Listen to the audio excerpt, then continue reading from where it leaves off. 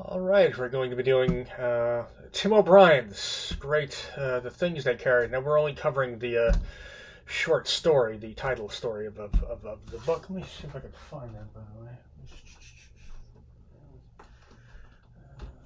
It's, uh, it's a great cover. I don't know if I think that's a bit of an older book. I don't know if you'll find that same. That's a beautiful. I don't know why they changed it. I think they might have, though. Anyway, so it's a fantastic book. Probably I would say one of the literary works of record of the Vietnam War, essentially, and that experience. There are others. There's a spectacular nonfiction book, Dispatches by Thomas Herr, and Herr was also, by the way, a co-writer on two of the three big Vietnam films. Right, both he wrote the I think voiceover narration for Apocalypse Now. I think most of it, and also, or he had a hand in it anyway, and also the Full Metal Jacket. I think he had a hand in writing some of that too. So Herr's um, vision of the Vietnam Wars is sort of become the popular culture's the vision of the war, and you know what I think for the most part that rhymes with O'Brien's here. Um, O'Brien has a much more there's just such a sadness sort of drenched in his prose, I think, and in his articulation, of the soldier's experience. And this, again, the things they carried, right, which is the soldiers, and it starts out somewhat famously with this long list. I often read it in my classrooms. I'm filling in a video here with wear on my viewers' patience, so I'm not going to do that, but I am going to read a little section later. Um, but we get this long list of all the things they carried. Maybe I'll just give a can't seem to resist here. Just a quick. You know what? I'm not going to do it. It's going to take too long. Sorry. I am going to read one quick description later.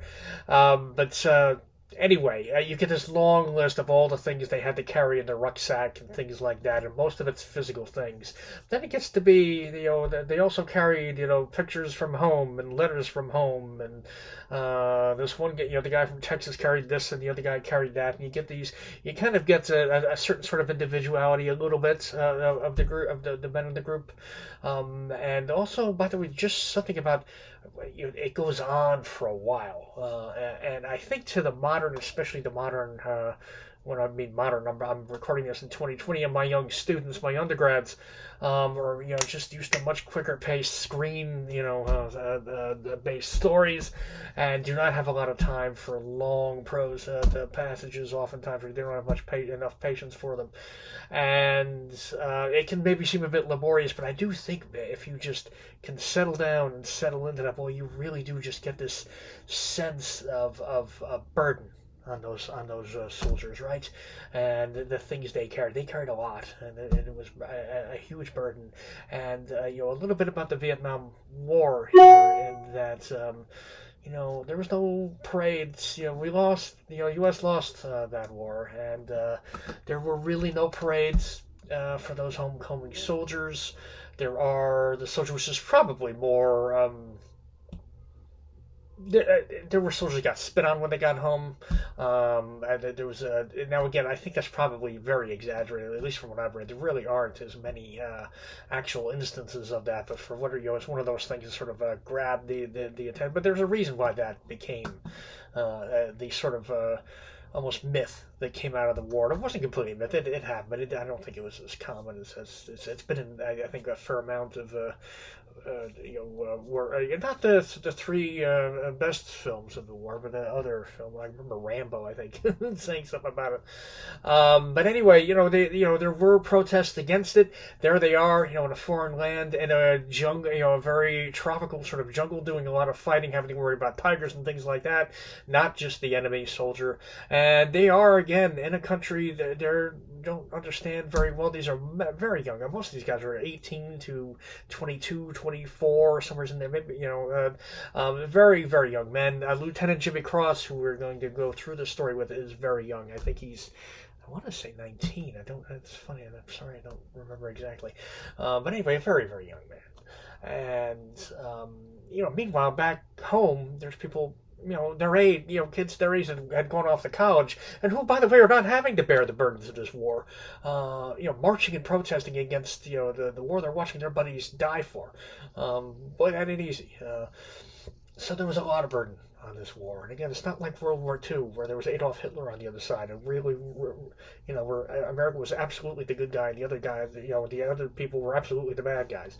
Whether it was Japan, Italy with Mussolini, or Hitler, we were right and they were wrong on that one, and that's not so completely evident in Vietnam. It's a lot messier. But this Lieutenant Jimmy Cross has to, lead these men. And again, he's been given a lot of responsibility for a very young man. We get, again, right off the bat, we get that long list of things they carry, how much things weigh. There's an exactitude to it. You're getting this sense of the soldier's burden. And then that second thing you get that he's carrying is, right, and they all carried pictures too, and his picture is of his beloved, Martha, right? And it's a girl he's just carrying a real crush on. And as a girl, this does not seem like it was a very serious, it's a friendship and a girl he's really carrying a torch for, right? A crush. It does not seem to be much more than that. They did seem to, I think they went out on a date. She does not seem to be particularly turned on or into him. He seemed to get pushed into the friend zone, right? Again, there's an often, and she's described almost in a, and again, listen, look at Lieutenant Jimmy Cross's name, which is eponymous and has some symbolic meaning there, right? Jimmy could be, he's, you watch the old Cagney movies or any of those sorts of films, again, from, 20s, 30s, right up to the Vietnam War era, and so many Jimmys and Joeys, right? And those. It could have been one of the dead-end kids or something. So it's like just a very common American name. I think that's the symbol that for the first name. The last name Cross. He is bearing a lot and may well be a bit of a sacrificial figure, and a sacrificial figure to he knows not what. Right. He doesn't quite understand. None of them quite get why they're fighting this war, and that is going to, again, war is supposed to be. Young men go to war for glory and for being part of the willing to sacrifice often for this huge greater good, and to be a part of that, and of fighting for freedom and things. And again, these men do not seem to get any, be able to claim any of that. But we will circle back to that concept in a minute. But again, he's got this girl Marcia. He's got this huge crush on her. She is described in a very sort of ghostly way, gray eyes, right? She seems pretty, but pretty in a very nondescript sort of way. And just this sort of that general, vague, nondescript sort of kind of pretty girl. So that's what we get. And we get that flashback, right, where he... And he's carrying, first of all, he's carrying that, she sends him, she is writing letters back and forth, so she cares about him at least somewhat as a friend. There seems to be an obligatory nature in these letters. She does not seem to be particularly romantically interested in him. He knows she's dating other guys, although he imagines she's a virgin, right, which, again, still kind of means something to a young male, and, she's pure. And again, that's, could be almost offensive, I think, to probably a lot of my, guy thinking that way about a young lady in 2020 America, but I don't think, and not so much. And and again, I'm not defending the cultural norms of that era or anything, but he does want her sort of pure and untouched. And again, I do think there's an innocence. Again, young men go to war, okay, and they come home. They go to war one person, and they come home a different person if they see combat, and that is all there is to it. And again, a lot, again, a lot of men went to this war and came back, not really the same. That also, by the way, seems to be somewhat exaggerated in the literature, but it was still a real thing. And even though, and again, it's sort of one of those strange things. It's one of the most remarkable things men discover. I think men have I think almost all men, listen, I've never seen combat, and I'm telling you, any war film I've ever gone to, or a book or story I've read, or any of those, so I think almost every man has this experience where he wonders, would I really be able to handle that situation? And would I be? I want to be the brave one, charging up Pork Chop Hill. But would I be that, or would I be the coward who's hiding, right, or who freezes? And we are always terrified. Right? We're always hoping to be the former, and terrified we'll be the latter. But so very few soldiers would say they would give up the experience. It is, I mean, you're never more alive than when you're almost dead. Things get very, again, that first battle you have, that is, and then again, that is the soldier sort of experience. You have, a lot of sitting around playing cards and telling stories and bullshit, and basically a lot of stillness and boredom punctuated by intense short periods of absolute sort of terror, and often watching your buddies die, or eventually maybe you getting killed yourself. And so that's sort of the soldier's experience in time of war. And 1 second, sorry.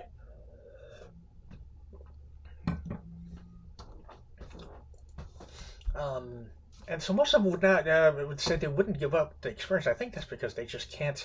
It's such a, it's sort of one of those things where it gets metabolized, becomes such a part of who they are. But it also becomes this thing. There are certain experiences, a common one. Well, my young students don't tend to realize this, but yet you will. Parents, there's certain things about being the parent of a child that you can, it kind of takes another parent of a child to really understand. You need experiential overlap there to connect on those things. Boy, there's something about combat that's even, a much more, intense version of that. And there is a reason why, at 11:30, every Saturday night in VFWs from coast to coast across this republic, that men are still getting together decades later. With men they fought with, and they have this camaraderie and unshakable sort of camaraderie and bond that they can have. There's things they've shared and can now sort of talk about, or just be, even if they're not talking about it, just being with the men they had that experience with in a way they can't with anyone else, including their families and loved ones. And we get a little of that later. But Lieutenant, again, there's also, they go into that war, one person, they come out with it altered forever, and they can never, and there's always this longing to go back to who they were before the war, and whoever it is they were going to be, they're going to be somebody else now. That doesn't automatically mean it's going to be somebody worse or terrible, or they're damaged for life necessarily, but something, there was a real sort of a rupture and interruption there, and they're now going to be something. There's and so much serious war literature, you see that longing for innocence. Actually, if any of you've seen Full Metal Jacket, the great Kubrick film, again on the Vietnam War, and again that film is right about one soldier kind of going through basic training, and there's a kind of brainwashing. It's intense sort of brainwashing. There's again, one of the all-time great performances by the actor whose name I'm now not going to remember, but the drill sergeant in that, apologies to that actor, he deserves to be remembered. And then he enters, he goes through his sort of baptism, and then enters the war. And there's this scene where there's a sniper picking him off a bunch of them. They finally hunt this sniper down, and it turns out it's like a 90-pound female who was shooting at them from a window, right? And he ends up killing her. and it was kind of a mercy killing. You didn't want to leave her sitting there like she was sort of choking on her own blood. And she was, it was sort of, again, he sort of did it as an act of mercy. But and you just see the inhumanity what war does. It was very sort of well done. And now he's this guy Joker was the nickname he'd been given. Is going to be altered forever. And then it ends, and they get and now he's marching back off into his next assignment and with his troops, and they're all marching. And again, we've had all these very profane, marches, earlier in the film, and then they start chanting, a new one this time, and you just hear dun, dun, dun, dun, dun, dun, dun, dun, and then you kind of can't quite hear it, and then by the second or third round you hear, "Who's the leader of the club that's made for you and me?" I said, they're singing the fucking Mickey Mouse theme. From boy, it was just a shocking. And again, after they've just killed and they're covered in blood, and there's firelight, sort of reflecting off their faces as they're going back into, this world of the war. And again, it was a remarkable irony by Kubrick in that film. Anyway, it's something a little bit similar, I think, going on here in this story with Lieutenant Jimmy, right? And he's got Martha. She sent him a pebble, a smooth oval pebble that she found that she liked. And you can see she's talking about poetry, that she really is not connecting very well with his world. And anyway, she sent him this pebble, and he's sort of cherishing everything by this woman, and he holds it in his mouth, right? And again, that's a sort of physical act. A lot of my the female students are really turned off by the fact, find him creepy that he does this. But I think you have to read this a little more pathically than that. That she touched that with her hand, and that was like all he has of her. He may never get back there. And it is entirely possible, by the way, in the 1968 or 9, whatever this is, America, that Lieutenant Jimmy is a very young. He could be a virgin. He may not. So he may die before ever knowing the wonders of sexual contact with a woman. Anyway, he's got, and again, the symbol of that, right? It's like a petrified egg, right? I mean, eggs, the fertility and something that again has an egg that's never going to hatch. That the life is never going to come out of it. He may never come out of this situation. A lot going on there. But there's also that flashback where he did take her on a date once. It didn't go particularly well, right? And they went to the movies, and he puts his hand on her knee, and she sort of gives him a look like, no, right? And boy, every guy has had that look at one time, and it's it's a fucking horrible feeling. And Jimmy, took her back to her apartment, or I think it was her dorm, at college maybe or something, and kisses her. He gets a little weak peck kiss goodnight or something, and he's like, he should have been brave, and he's questioning his bravery again, something a soldier is always doing, and he should have just scooped her right up, carried her up those stairs, tied her down to the bed, and you're like, whoa, all right, and this is, and again, think about how soldiers, when they're together, are usually talking about women. They're usually being extremely sort of crude about it. It's almost as, they're not talking about how, oh my God, what love is really. That's not what's right. That tends to be crude and very physical and locker room talk kind of thing. And no, but boy, that's not what it is in his head. And again, it seems like that's where it's going, right? He should have taken her upstairs, tied her to the bed, and it's like, holy Christ. And then he goes and just touched that knee all night long. And it was like, wow. Right? Even, and if you're not touched by that a bit, maybe do a little examination of yourself, because I mean, even in that moment, actually has the girl he wants and that he's maybe never going to have, as he's stuck out in this shit. What he's fantasizing about is touching her knee all night. He keeps it pure. He will not sully her, even in his sort of the closest thing we see to him of having an erotic fantasy, right? The other big thing here that happens is the Ted Lavender, poor Ted Lavender, who gets shot, right? And he gets shot, and again, men, want to die, charging a pork chop, in a glorious way, and be remembered that way. If you've ever seen the film Forrest Gump, for example, right, that Lieutenant Dan is carrying on a lot about that. But anyway, none of them get that. Boy, Ted Lavender, the one guy we see die in this story, does not die in a way that I think anyone could, that could be viewed that way, really. And Ted Lavender, what is he doing? He's taking a piss, and that's what he gets. Boy, that that is a very undignified way to die, right? He gets no glory in his death. And Kiowa, the Indian who sleeps on top of using a Christian Bible as a pillow, well, for some reason it's like freaked out by this. He just dropped, man. Dropped like a bag of dirt, and he's like, and they're talking about it, and he's like, man, some of his buddies should tell him to shut up and stop talking about it, and that's what he's like. It was like nothing, man. And that is the thing he can't get over. No, it was just. He died like an ant would die if I stepped out on the sidewalk. There's no meaning to it. We're meaning-making creatures, and he can't make his buddy's death mean anything. Neither can anyone else. At one point, they're sitting there talking, and something like, I don't see any. Someone says something along the lines of, yeah, you know what? I don't see no moral to this at all. Is what's said,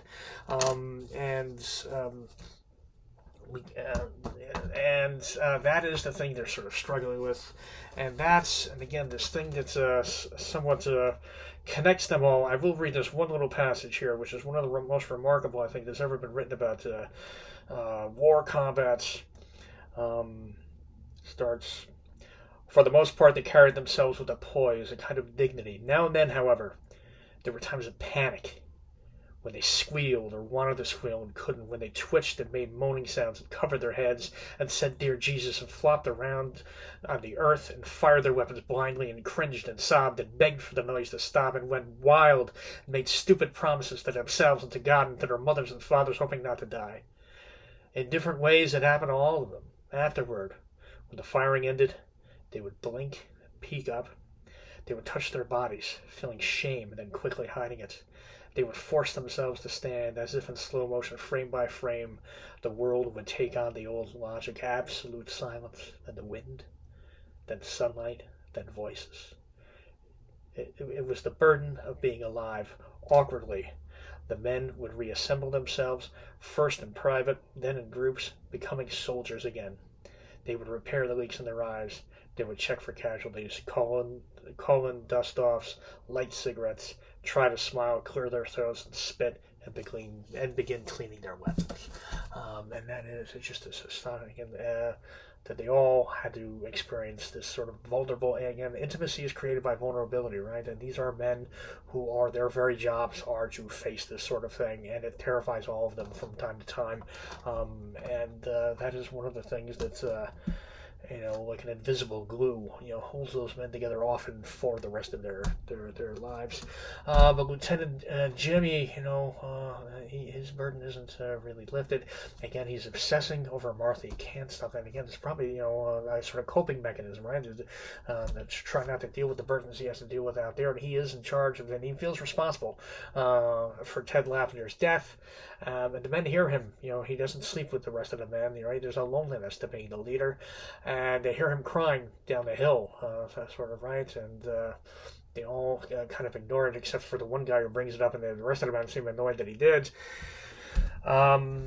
The story ends with Lieutenant Jimmy taking a very, again, allegorical. You can't miss the allegory here. He takes, Martha's picture and all of the correspondence or all the letters that he'd been carrying in that. Again, he's been keeping them in a plastic, like Ziploc, sort of a bag or something to keep them, in a very humid climate there, to keep them dry. Again, they treat them like sacred objects, the whole story. And he takes them all out after a picture, and he makes a little campfire, and he burns them there, right? And again, it's like you can't miss this, almost like this sacrificial sort of sacrifice he's making, right? What he's giving up is this, it's not his girlfriend, because she's not really his girlfriend. It is his romantic interest. That's what he's burning. It's the ideal, the better life, the thing the thing that kept him going. The sort of I'm sure there was a famous Tennessee Williams line. To the oft delayed but always remembered thing that he lived for, right? This was the thing he lived in. He gives that up. He gives up, and he has to burn that because he has to leave that part of him. Because to be a better soldier, he has to I remember hearing a Navy SEAL, Jocko Willink, great podcast he has, by the way, fascinating guy, who once said that when he was in combat, he did not, he kept all the pictures of his wife and children, away, and he did not look at it. And every now and again, when he had enough, when he had some time, he would take them out and look at them. But he never kept them. Because otherwise, he wanted his focus where it belonged, and that's what Lieutenant Jimmy is here now. He has to purge that part of him off.